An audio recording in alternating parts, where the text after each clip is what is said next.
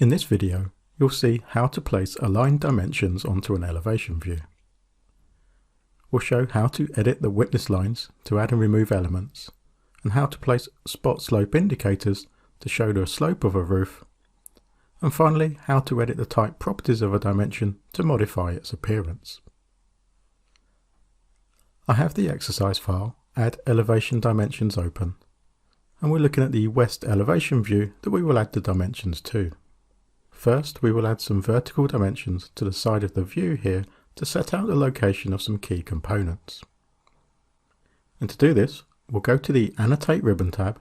From the Dimensions panel, we'll click the Aligned Dimension tool. In the Type selector, we can see that we have the linear 3/32 aerial dimension style selected. And to start the dimension, we first need to click the edge of an object. So we'll pick the bottom edge of the brick wall just here. And now the aligned dimension will measure at right angles to that edge. So now we just need to pick the other objects that need to be dimensioned. So we'll pick the underside of the projecting stucco wall here. And then we'll get the bottom edge of the window and the top edge of the window.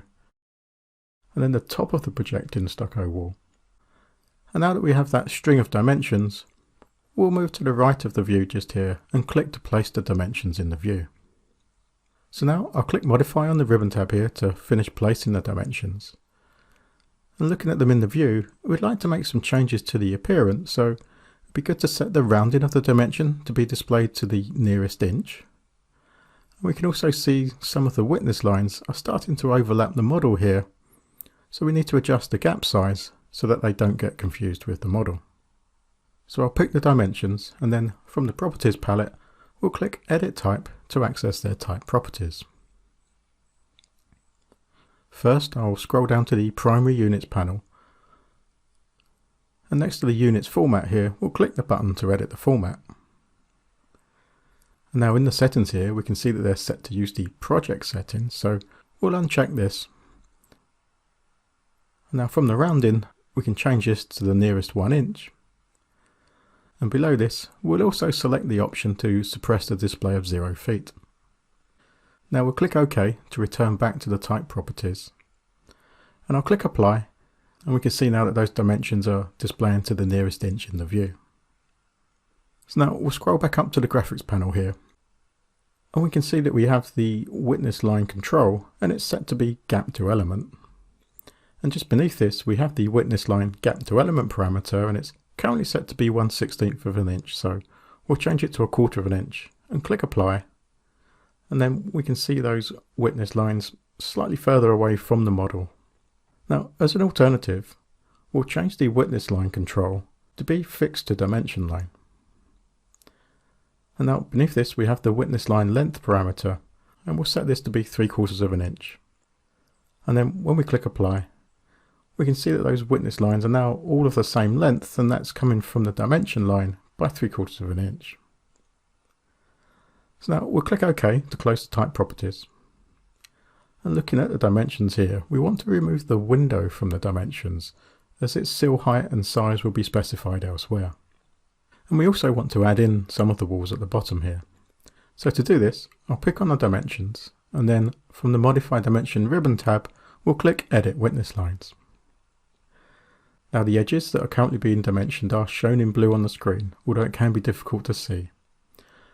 And to remove an object, we simply need to click on the edge. So if I click the bottom of the window here, we can see that dimension goes. And then I'll pick the top of the window. We can see now that we just have one dimension along the entire stucco wall. So now to add objects in, we'll go down and just click on the edge at the bottom of the concrete foundation wall. And we'll also get the bottom of the retaining wall here to add those 2 dimensions in. And now looking at the top, we'd like to add a dimension to the underside of the roof here. And although it's not obvious that we have a parallel edge, if we click on the top of the wall, we can see that that actually gets dimensioned as well. So now we just need to click on the view to finish editing the witness lines. So next we'll add the slope indicators to the roof here. And to do this, we'll go to the Annotate ribbon tab. From the Dimensions panel, we'll click the Spot Slope tool. Looking at the options bar, we can see we have the slope representation set to be arrow, and we have an offset from reference of 1/16 of an inch. And now, as we go over the view, objects that aren't horizontal or vertical, such as our roofs here, we can see that they display details of their slope. And that even includes the slope of our retaining wall at the bottom of the view here. So I'll go back to the options bar and we'll change it from arrow to triangle. And now, as I go over the roof here, we can see we have the triangular indicator. And we just need to click to place that in the view. And then we have the choice of either placing it above or below the actual slope line. So we'll click to place it above the roof. Now we'll click the roof in the middle. We'll just grab the top edge here. And again we'll click to place it above the roof. And next we'll get the right hand roof. And again we'll pick on the top edge and click to place it above that. And then finally we'll get the left hand edge of the main roof. And we'll click on the underside here and place it underneath this roof. So now we have all those placed, we'll click modify to finish the spot slope tool. And now if I look at the slope indicator in the middle here, I think it would be better if it was on the underside of the roof. So I'll select it. And then we can see we have some flip controls here to change the orientation. So we'll click on these and we can now see that that's flipped to the other side of the roof, although it now overlaps the roof ever so slightly. So let's go up to the options bar here and we'll change the offset value to be 3/16 of an inch.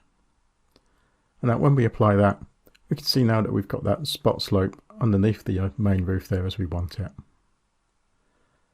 Now having got those spot slope indicators placed, that finishes adding the dimensions to the elevation.